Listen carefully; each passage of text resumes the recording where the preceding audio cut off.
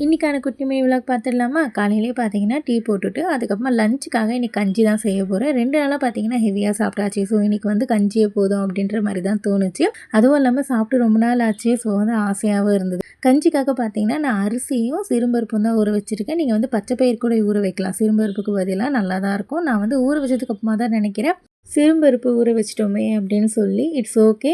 அரிசி பார்த்திங்கன்னா நல்லா ஊறிடுச்சு. ஸோ இப்போ பார்த்திங்கன்னா நம்ம செய்ய ஆரம்பிச்சிடலாம். இது கூடவே பார்த்திங்கன்னா உப்பு, சீரகம், அதுக்கப்புறமா கொஞ்சமாக பெருங்காயம். நீங்கள் வந்து பூண்டு போடுவீங்க, உங்களுக்கு வந்து பூண்டோட ஃப்ளேவர் பிடிக்கும்னா நீங்கள் பூண்டு கூட ஆட் பண்ணிக்கலாம். எனக்கு வந்து பூண்டோட ஃப்ளேவர் பிடிக்காது. ஸோ அதனால் வந்து நான் பூண்டு ஆட் பண்ணலை. நம்ம பார்த்திங்கன்னா குக்கரில் ஒரு 4-5 விசில் கொடுத்து இறக்கிடலாம். இது வந்து வேகிற அந்த டைமில் பார்த்திங்கன்னா நான் வந்து துவையல் தான் அரைக்க போகிறேன். கஞ்சிக்கு துவையல் வந்து அல்டிமேட் காம்பினேஷனாக இருக்கும். நம்ம யூஸ்வலாக எப்படி அரைப்போமோ அதே தான். உடச்சக்கல்ல அது கூட கொஞ்சமாக வந்து நம்ம டேஸ்ட்டுக்கு ஏற்ற மாதிரி உப்பு, அதுக்கப்புறமா நான் வந்து 3 துண்டு வரமிளகாய், இது ஒன்றா சேர்த்தா 1 வரமிளகாய் வரும்.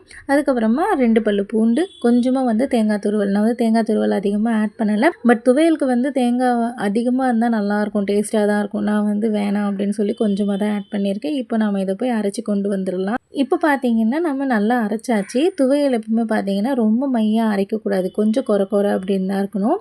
இப்போ கஞ்சியும் பார்த்தீங்கன்னா சூப்பராக வந்து ரெடி ஆகிடுச்சு. ஸோ இது கூடயே பார்த்தீங்கன்னா தொட்டுக்க துவையல், அதுக்கப்புறமா வந்து 2 துண்டு மோர் மிளகா. இவருக்காக மோர் மிளகா செஞ்சேன்.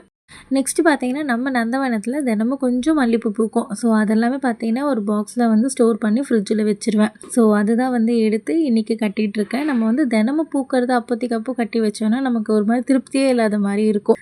இந்த மாதிரி நம்ம வந்து ஒன்றா சேர்த்து கட்டி வச்சோம் அப்படின்னா நமக்கு வந்து நிறைய பூ வந்து கிடைச்ச மாதிரி இருக்கும். ஸோ வந்து தலையில் வைக்கிறதுக்கும் வந்து ரொம்ப நல்லாயிருக்கும். நமக்கு பார்த்தீங்கன்னா நம்ம சேர்த்து வச்சதில் இவ்வளோ மல்லிப்பூ கிடச்சிருக்கு. நெக்ஸ்ட் இதை தலையில் வச்சுக்க வேண்டியது தான்.